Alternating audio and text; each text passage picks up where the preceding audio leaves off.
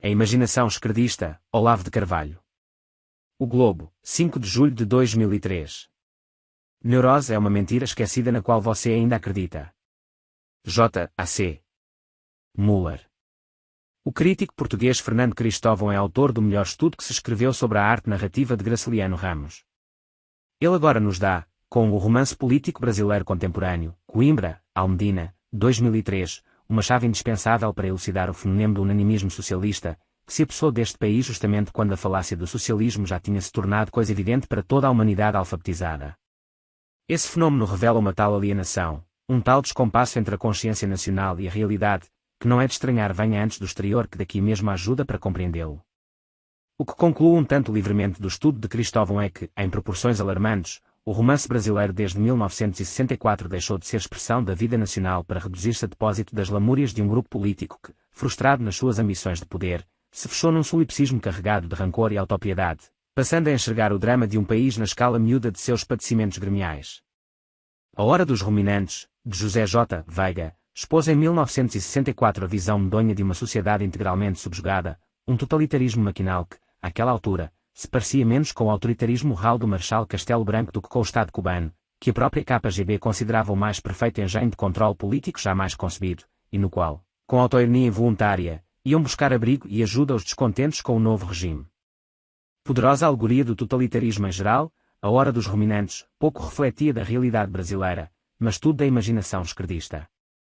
Com Quarup, de Antônio Calado, de 1967, o romance tornava-se instrumento de intervenção no debate interno da esquerda em favor da luta armada. Mas a luta armada, como só seus entusiastas não previram, resultou no endurecimento da repressão e no descrédito da esquerda, em humilhante contraste com os sucessos econômicos do regime, cuja popularidade encerrava os intelectuais esquerdistas num isolamento ainda mais propício às alucinações. Alucinatório já é o ambiente de A Festa, de Ivan Ângelo, no qual o ressentimento político dos vencidos desanda em anarquia carnavalista, que teorias em moda vendiam como instrumento de libertação, mas que só serviu para fomentar a anomia geral, culminando no advento do império do narcotráfico que, este sim, oprime toda a sociedade e não apenas um grupo. Em Zero, de Inácio de Lola Brandão, 1976, a anomia infectava a ordem mesma da narrativa, requentando o experimentalismo vanguardista dos anos 20 para depreciar como reacionarismo opressiva a ideia de uma realidade inteligível, à qual o autor opunha o lema de escrever com o baixo ventre, um baile funk literário que antecipava, aliás muito inteligivelmente, a funkização geral da sociedade. Se a intelectualidade esquerdista fosse capaz de medir as consequências de suas palavras, seu arrependimento não teria fim. Mas ela é como um ladrão que não sente vergonha de roubar, apenas de deixar-se prender. A mentira básica da sua visão egocêntrica da sociedade brasileira jamais é posta em questão. Tudo o que se discute é o fracasso prático, a dificuldade de chegar ao poder.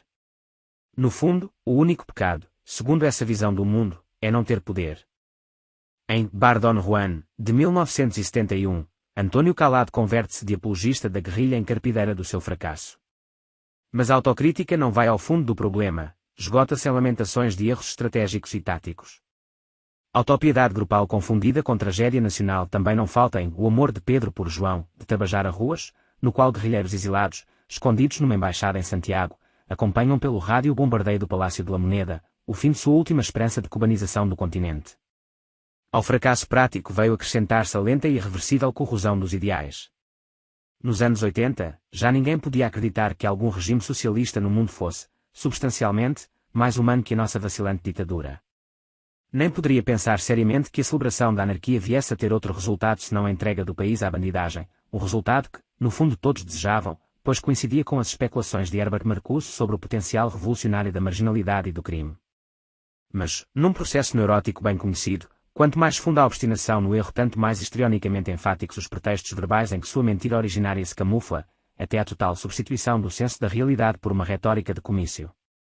A vitória completa da estereotipagem vem com a região submersa, do mesmo Tabajara Ruas, no qual o general-presidente Humberto I, quanta sutileza, morto em acidente de aviação, se revela por fim um robô comandado à distância pelos americanos. Falar em literatura, aí, já seria hiperbólico. O Brasil estava maduro para aplaudir em cultura como uma forma superior de sabedoria, ungida pelos profetas, consagrada pelas urnas e ornamentada de diplomas honoris causa. Não é preciso dizer que processo análogo se observou no teatro, no cinema e na poesia.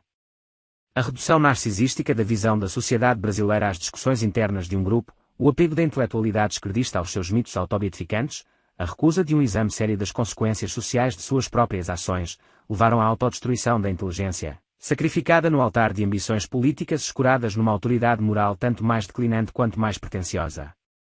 Hoje o que resta da cultura brasileira é assunto de marqueteiros e cabos eleitorais. Os próprios intelectuais esquerdistas sentem-se talvez um pouco mal nesse ambiente, mas não reconhecem nele a criação sua que ele, indiscutivelmente, é. E por que haveriam de condená-lo, se ele foi a condição prévia para sua ascensão ao poder e a revanche, enfim? Sobre tantas humilhações,